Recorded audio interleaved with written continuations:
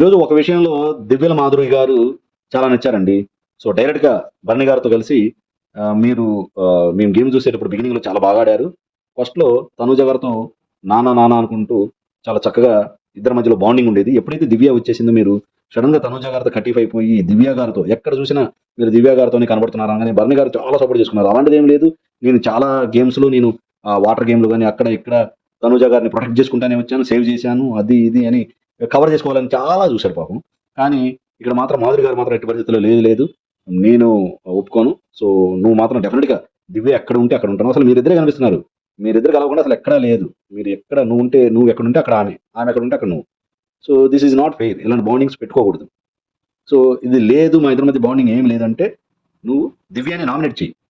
So, అప్పుడు నేను ఒప్పుకుంటానంది.